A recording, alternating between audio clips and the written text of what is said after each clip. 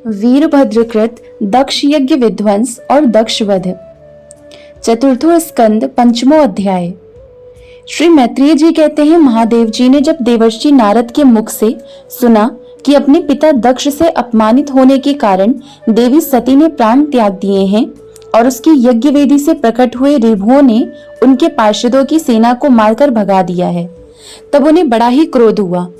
उन्होंने उग्र रूप धारण कर क्रोध के मारे होंठ चबाते हुए अपनी एक जटा उखाड़ ली, जो बिजली और आग की लपट के समान दीप्त हो रही थी, और सहसा खड़े होकर बड़े गंभीर अट्टहास के साथ उसे पृथ्वी पर पटक दिया। उससे तुरंत ही एक बड़ा भारी लंबा चौड़ा पुरुष उत्पन्न हुआ। उसका शरीर इतना विशाल था कि वह स्वर्ग को स्पर्श कर रहा था। उसके 1000 भुजाएं थीं, मेघ के समान श्याम वर्ण था, सूर्य के समान जलते हुए 3 नेत्र थे, विकराल दाढ़ें थीं और अग्नि की ज्वालाओं के समान लाल लाल जटाएं थीं। उसके गले में नरमुंडों की माला थी और हाथों में तरह तरह के अस्त्र शस्त्र थे। जब उसने हाथ जोड़कर पूछा, भगवान मैं क्या करूं, तो भगवान भूतनाथ ने कहा, वीर रुद्र तू मेरा अंश है, इसलिए मेरे पार्षदों को अधिनायक बनकर तू तुरंत ही जा और दक्ष तथा उसके यज्ञ को नष्ट कर दे। प्यारे विदुर जी, जब देवाधिदेव भगवान शंकर ने क्रोध में भरकर ऐसी आज्ञा दी, तब वीरभद्र उनकी परिक्रमा करके चलने को तैयार हो गए। उस समय उन्हें ऐसा मालूम होने लगा कि मेरे वेग का सामना करने वाला संसार में कोई नहीं है और मैं बड़े से बड़े वीर का भी वेग सहन कर सकता हूँ। वे भयंकर सिंहनाद करते हुए एक अति कराल त्रिशूल हाथ में लेकर दक्ष के यज्ञ मंडप की ओर दौड़े। उनका त्रिशूल संसार संहार का, मृत्यु का भी संहार करने में समर्थ था। भगवान रुद्र के और भी बहुत से सेवक गर्जना करते हुए उनके पीछे हो लिए। उस समय वीरभद्र के पैरों के नुपुर आदि आभूषण झनन झनन बज रहे थे।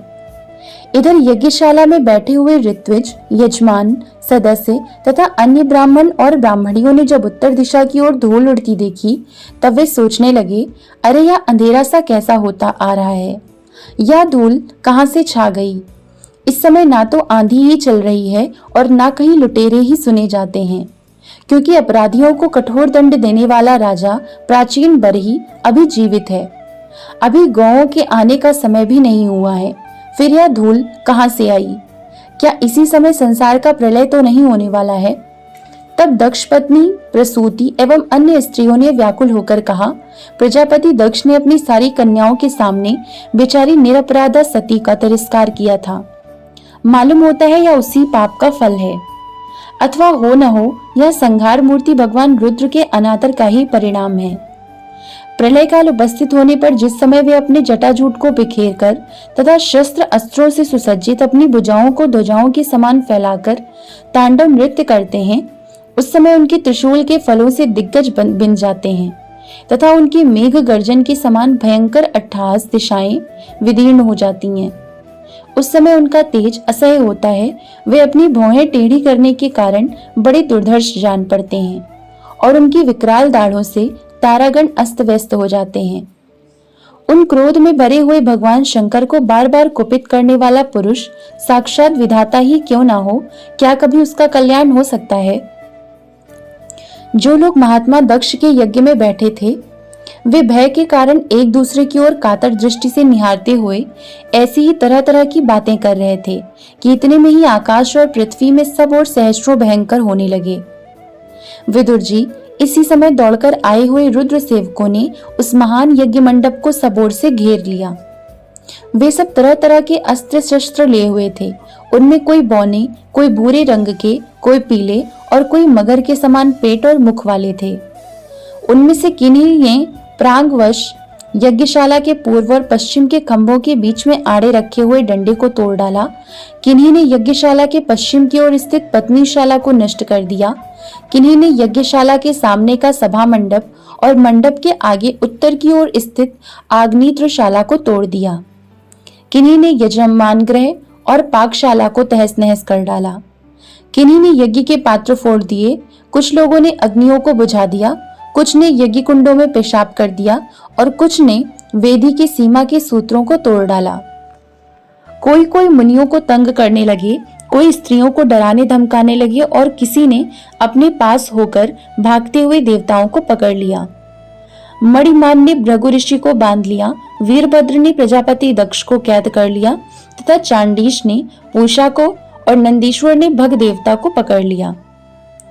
भगवान शंकर के पार्षदों की यह भयंकर लीला देखकर तथा उनके कंकड़ पत्थरों की मार से बहुत तंग आकर वहां जितने ऋत्विज, सदस्य और देवता लोग थे, सबके सब जहां तहां भाग गए।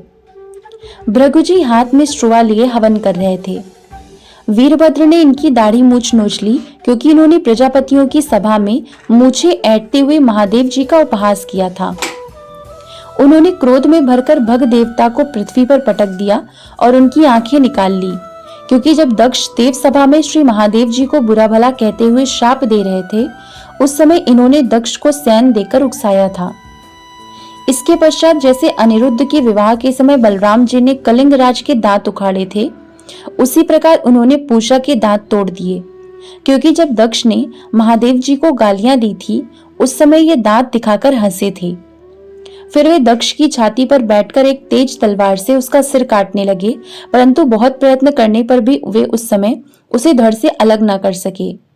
जब किसी भी प्रकार के अस्त्र शस्त्रों से दक्ष की त्वचा नहीं कटी, तब वीरभद्र को बड़ा आश्चर्य हुआ और वे बहुत देर तक विचार करते रहे। तब उन्होंने यज्ञ मंडप में यज्ञ पशुओं को जिस प्रकार मारा जाता था, उसे देखकर उसी प्रकार दक्ष रूप उस यजमान पशु का सिर धड़ से अलग कर दिया।